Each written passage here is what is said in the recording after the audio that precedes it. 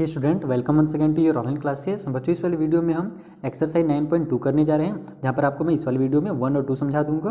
और हमेशा की तरह जो मैंने प्रीवियस वीडियोस बनाए हैं या जो मैं नेक्स्ट वीडियो बनाऊंगा इस चैप्टर में, उन सभी का लिंक भी आपको इसी वीडियो के डिस्क्रिप्शन बॉक्स में मिल जाएगा। यानी कि आपको बार बार ढूंढ के परेशान होने की जरूरत नहीं है, सीधे डिस्क्रिप्शन बॉक्स में जाइए, आपको वहाँ पर सारे नेक्स्ट वीडियोज़ के जो हमारे लिंक है वो प्रोवाइड कर दिए मैंने। ठीक है, तो देखो फर्स्ट क्वेश्चन क्या है कि find the product of the following pair of monomials. यानी कि ये जो हमें मोनोमियल्स दिए गए हैं, इनका हमको प्रोडक्ट फाइंड करना है। मोनोमियल किसे कहा जाता है कि एक ऐसा अलजेब्रिक एक्सप्रेशन जिसमें केवल एक टर्म हो। ठीक है, ये देखो 7 और p मिलकर के कितना टर्म बन रहा है, एक टर्म बन रहा है। समझ आ गया बात ना। तो ये एक टर्म हो गया और ये हमारा 4p जो है माइनस में ये एक टर्म हो गया। तो ये दोनों अपने में क्या है, ये भी मोनोमियल है, ये भी मोनोमियल है। तो हमको क्या करना है, इनका मल्टीप्लाई करना है। सेम उसी तरीके से 7pq मिलाकर के पूरा एक टर्म है। अब आप बोलोगे सर यहाँ तो 7p एक टर्म था, अब यहाँ पर 7pq एक टर्म हो गया, तो ये कैसे पॉसिबल है, यहाँ पर तो अब ज़्यादा हो गया है।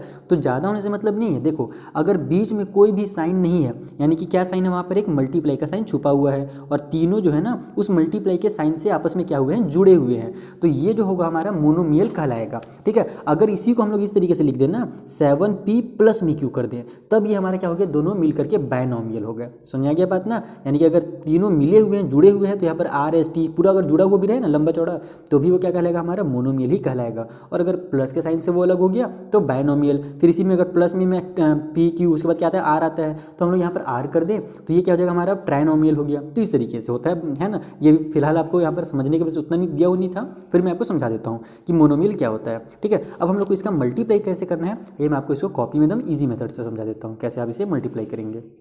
तो देखो ये हमारा फर्स्ट क्वेश्चन है, जहाँ पर हमें 4 दिया है और 7p दिया हुआ है। अब आपको ये दिमाग लगाना है कि मल्टीप्लाई कैसे किया जाता है। तो एकदम सिंपल है, जब कभी भी हमको किसी भी नंबर का है ना अलजेब्रिक एक्सप्रेशन के साथ मल्टीप्लाई करना रहे, तो आप क्या करोगे, केवल नंबर और नंबर का ही मल्टीप्लाई करना है। जैसे देखो यहाँ पर क्या क्या हमारे पास, वो देखो पहले ये हमारे पास 4 है, हमको मल्टीप्लाई किसे करना है, 7 और p से करना है। तो मल्टीप्लाई में आप क्या करो, 7 और p लिख दो एक बार। दूसरे टर्म में आप क्या कर लो आप, कि अगर आपको कन्फ्यूजन है या तो आप इसका डायरेक्ट भी आंसर लिख सकते हो, लेकिन यहाँ पर मैं आपको डिटेल में समझा देता हूँ कि 7 और p के बीच में कोई भी साइन नहीं है। तो मैंने आपको बताया ना कि अगर कोई भी साइन नहीं, यानी कि एक मल्टीप्लाई का साइन छुपा हुआ है, तो ये हमारा क्या हो जाएगा, 4 × 7 × p, ये चीज़ हो जाएगा यहाँ पर। इसको आप इसके बाद भी डायरेक्ट भी लिख सकते हो।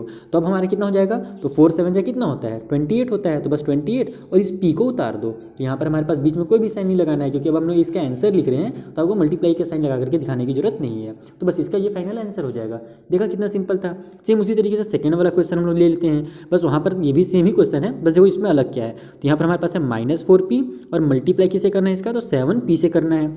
अब इसको भी हम लोग क्या करते हैं, इस तरीके से अलग अलग लिख लेते हैं। हम लोग डायरेक्ट इसको ऐसे करके लिख लेते हैं। तो देखो हमारे पास क्या है, यहाँ पर -4 है, ठीक है, ये p है, तो मल्टीप्लाई में p लिख लो। समझ में आ रहा है बात ना। कॉमा की जगह में हम लोग क्या करेंगे, मल्टीप्लाई का साइन लगाएंगे, क्योंकि हम लोग बोला गया था कि फाइंड द प्रोडक्ट। प्रोडक्ट का मतलब होता है मल्टीप्लाई करना। तो यहाँ पर मल्टीप्लाई का साइन लगा लो। फिर 7 है तो फिर 7 लिख लिया, और फिर p है तो मल्टीप्लाई में हम लोग p कर लेंगे। यानी हम लोग एक्चुअल में तो इन दोनों से मल्टीप्लाई कर रहे हैं, बाकी आपको अलग अलग लिख लेना है ताकि आपको समझ में आए। समझ आ गया बात। तो अब हमारा कितना हो जाएगा, तो 4 7 से फिर से 28 हो जाएगा। इक्वल के उस साइड में 28 लिखो। दूसरी चीज़, ये हमारा है माइनस में और ये है प्लस में। तो आपने इंटीजर वाले चैप्टर में पढ़ रखा है पहले ही कि माइनस और प्लस हमारा क्या हो जाता है, माइनस हो जाता है। तो हम यहाँ पर माइनस का साइन लगा देंगे। और उसके बाद फिर p और p का मल्टीप्लाई हो रहा है, तो जब कभी भी सेम इंटीजर का मल्टीप्लाई हो हमारा, ठीक है ना, सेम x y z का मल्टीप्लाई हो, तब क्या होता है, देखो ये दो चीज़ में एकदम कंफ्यूज रहते हैं बच्चे लोग। इसको आप एकदम क्लियर कर लो ना अपने, कि अगर p और p प्लस हो, क्या हो, प्लस हो, तो वो हमारा 2p बनेगा। ठीक है, अगर 3 पीस है यहाँ पर p तो 3p बन जाएगा, 4 पीस है तो 4p बन जाएगा। उसी तरीके से अगर हमारे पास मल्टीप्लाई हो तो वो क्या बन जाता है, p का स्क्वायर बन जाता है। अगर 3p मल्टीप्लाई होंगे तो p का क्यूब बन जाएगा, यानी कि p के पावर में 3। समझिए बात ना। तो जब ऐड होता है तब हम लोग शुरू में क्या करते हैं, 1 2 3 ये लिखते हैं, और जब हम लोग मल्टीप्लाई करते हैं तो स्क्वायर लगा देते हैं। तो इसी यहाँ पर हमारा p और p मल्टीप्लाई हो रहा है, तो ये क्या बन जाएगा, p का स्क्वायर बन जाएगा। तो ये इसका आंसर हो जाएगा। Is that clear. Third question में चलते हैं। थर्ड में क्या दिया हुआ है, तो यहाँ पर हमारे पास है -4p, ठीक है, और बताया गया है किसे मल्टीप्लाई करना है, तो 7pq से मल्टीप्लाई करना है। तो देखो कितना सिंपल है ये भी।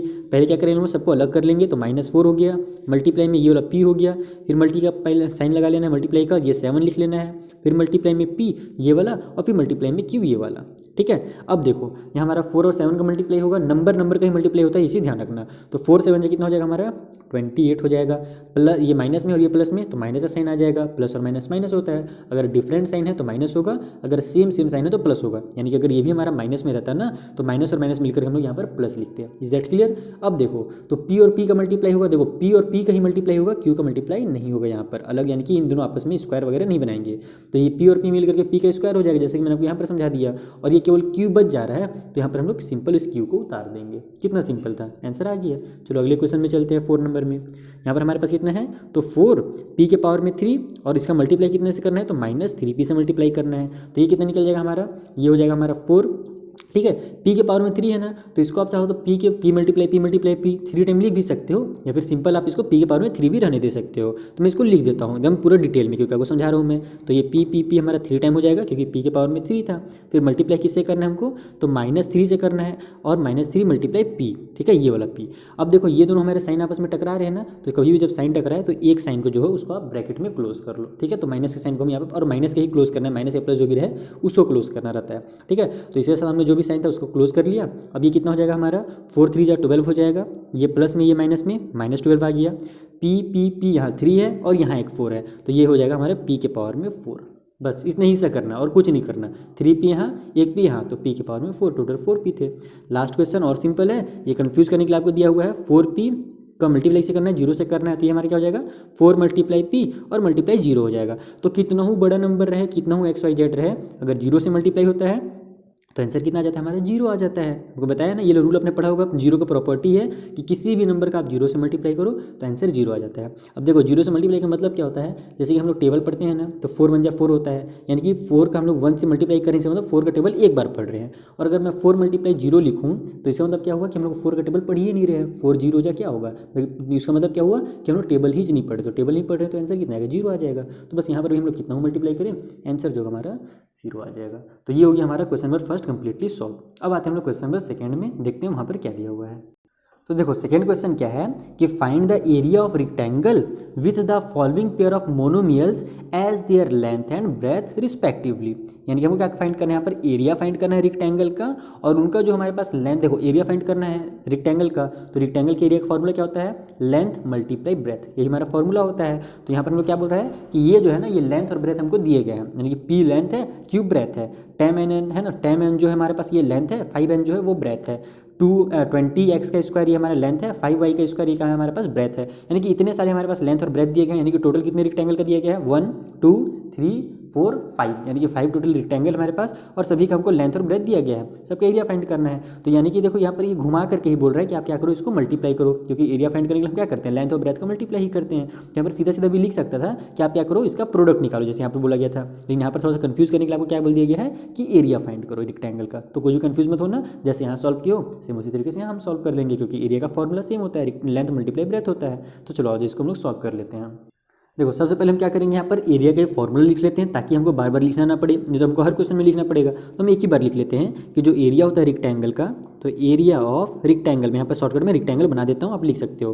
तो रेक्टेंगल एरिया का फॉर्मूला क्या होता है हमारा, लेंथ मल्टीप्लाई ब्रेथ होता है, तो वो भी लिख लेते हैं हम, लेंथ मल्टीप्लाई ब्रेथ, ठीक है। अब क्या करना है आपको, सीधे सीधे सबका एरिया फाइंड कर लेना। जैसे हमारे पास फर्स्ट नंबर में क्या दिया हुआ है, यहाँ पर पी और क्यू दिया हुआ है, वैसे नंबर यहाँ पर नहीं दिया हुआ है, तो आप चाहो तो 1 नंबर इस तरीके से डाल सकते हो। तो फर्स्ट नंबर में हमारे पास लेंथ और मल्टीप्लाई कितना है ना, पी लेंथ है और क्यू जो है उसको ब्रेथ है, किसी को भी आप लेंथ और ब्रेथ मान सकते हो। तो यहाँ पर एरिया जो होगा वो कितना निकल जाएगा, एरिया के लिए हम क्या करेंगे, पी और क्यू का मल्टीप्लाई कर देंगे, बस इतना ही करना है। तो पी और क्यू का मल्टीप्लाई होकर कितना आ जाएगा हमारा, पी और क्यू आ जाएगा, और तो कुछ होने वाला है नहीं, क्योंकि अगर पी रहता तो पी का स्क्वायर होता, लेकिन यहाँ पर दोनों अलग अलग हैं, तो साथ में बस जुड़ जाएंगे, इस तरीके से पी क्यू बन जाएंगे। तो फर्स्ट का जो एरिया निकल जाएगा वो पी क्यू निकल जाएगा। देखा कितना सिंपल था। सेकंड वाला हमारे पास कितना है, तो वो दिया हुआ, चलो उसको लिख ही लेता हूँ एक बार पहले मैं। तो ये हमारे पास 10n और 5n, ये हमारे क्वेश्चन में है, ठीक है। बुक मान लो इस बच्चे पास नहीं होगा तो आप यहाँ से देख सकते हो।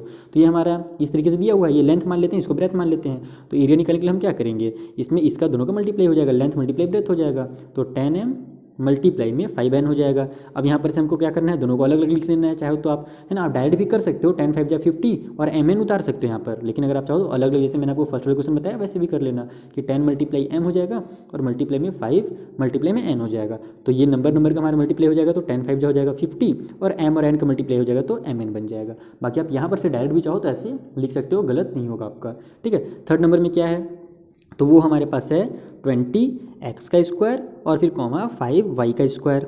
Is that clear? ये हमारा क्वेश्चन में है। एरिया निकालेंगे हम क्या करेंगे, दोनों का मल्टीप्लाई कर देंगे तो ये हो जाएगा हमारा 20x का स्क्वायर मल्टीप्लाई में 5y का स्क्वायर। लेंथ मल्टीप्लाई ब्रेथ, ये हमारा पूरा लेंथ है और ये हमारा पूरा ब्रेथ है। अब क्या करो, आप चाहो तो इसको डायरेक्ट भी कर सकते हो मल्टीप्लाई, इससे 25 से 100 हो जाएगा, नहीं तो आप अलग अलग भी कर सकते हो इसको करके। जैसे कि ये हो जाएगा हमारा 20, ठीक है, मल्टीप्लाई में इसको देखो x का स्क्वायर है ना, तो x मल्टीप्लाई x भी लिख सकते हैं, लेकिन हम यहाँ पर टाइम वेस्ट नहीं करेंगे, सीधे x का स्क्वायर लिख देंगे क्योंकि दूसरा तो हमारे पास x कुछ है नहीं, तो सीधे इसको x का स्क्वायर लिख दो। फिर मल्टीप्लाई में ये हो जाएगा 5 और ये हो जाएगा मल्टीप्लाई में y का स्क्वायर। तो ये हमारा कितना हो जाएगा 25 या 100, ठीक है। ये x का स्क्वायर उतर गया और ये y का स्क्वायर उतर गया, क्योंकि दूसरा तो x का स्क्वायर था ही नहीं मल्टीप्लाई करने के लिए, फिर दूसरा x भी नहीं था जिससे मल्टीप्लाई करते, तो बस ये x का स्क्वायर और y का स्क्वायर यहाँ पर उतर जाएगा। तो देखा आपने कितना सिंपल है। बस हमको यहाँ पर क्या करना है, एरिया के नाम पे हमसे मल्टीप्लाई ही करवाया जा रहा है और कुछ नहीं कराया जा रहा, ठीक है। 4 नंबर में बना लेते हैं इसका, वो कितना दिया हुआ है, तो ये हमारे पास है 4x और फिर 3x का स्क्वायर। ये हमारा 4th नंबर का क्वेश्चन है, ठीक है। एरिया निकाल लेते हैं, आइए तो एरिया के लिए लिख लेते हैं हम 4x का मल्टीप्लाई हो जाएगा हमारा 3x के स्क्वायर से। तो अलग अलग चाहो तो आप कर सकते हो, तो ये हो जाएगा हमारा 4 मल्टीप्लाई x। देखो मैं बार बार बोल रहा हूँ, आप चाहो तो कर सकते हो, जरूरी नहीं, कंपलसरी नहीं कि आप अलग करके ही दिखाओ, आप इसको डायरेक्ट भी सॉल्व कर सकते हो, गलत नहीं होगा। मान लो एग्जाम में टाइम नहीं है तो डायरेक्ट कर लेना। ये हो जाएगा मल्टीप्लाई में 3 और मल्टीप्लाई में x का स्क्वायर है, तो उसको हम लोग x मल्टीप्लाई x लिख देते हैं क्योंकि यहाँ पर एक और x हमारे पास है। तो 4 3 हो जाएगा हमारा 12, ये x और ये 3x, यानी 3x से मल्टीप्लाई हो रहा है तो x के पावर में 3 हो जाएगा, जिसको हम लोग x का क्यूब बोलते हैं। 5 नंबर वाला ये सॉल्व कर लेते हैं, तो ये हमारे पास है 3mn और कॉमा में 4np। तो बस इसका ही मल्टीप्लाई कर लो, एरिया निकाल लो, तो हो जाएगा area equal to 3mn multiply में 4n और p। तो यहाँ से हमारा कितना हो जाएगा, ये 3 मल्टीप्लाई में m और मल्टीप्लाई में n हो गया, और इसको भी अलग अलग कर लेते हैं हम लोग, तो हो जाएगा 4 मल्टीप्लाई में n मल्टीप्लाई में p। तो यहाँ से हमारा 3 4 कितना हो जाएगा 12 हो जाएगा। m दूसरा है क्या, कहीं पर भी m नहीं है तो m उतर जाएगा, n यहाँ पर भी एक है और यहाँ पर भी एक है, तो ये हो जाएगा हमारा n का स्क्वायर। और ये जो p है, ये p दूसरा कुछ है ही नहीं, तो ये p बस उतर जाएगा। तो इसका जो एरिया होगा लास्ट वाले का वो हो जाएगा 12mn का स्क्वायर p। कितना सिंपल था, देखा आपने। तो इसी तरीके से बस आपको मल्टीप्लाई करना और कुछ भी अलग नहीं है यहाँ पर, ठीक है। तो मिलेंगे नेक्स्ट वीडियो में, जहाँ पर हम जो आगे के क्वेश्चन है ना उनको भी आपको इसी तरीके से कॉन्सेप्ट के साथ और डिटेल में भी समझा देंगे, है ना। ट्रिक भी बता देना है आपको और डिटेल में भी समझा देना है, ताकि आपका दोनों तरीके से कॉन्सेप्ट क्लियर हो जाए और एग्जाम में आप आसानी से सॉल्व कर सको। ओके, तो thank you for watching. Next video आपके सामने ही एक विंडो ओपन हो गया होगा लेफ्ट साइड में, उसमें क्लिक करोगे तो आप नेक्स्ट वीडियो में ऑटोमेटिकली पहुंच जाओगे। Thank you once again.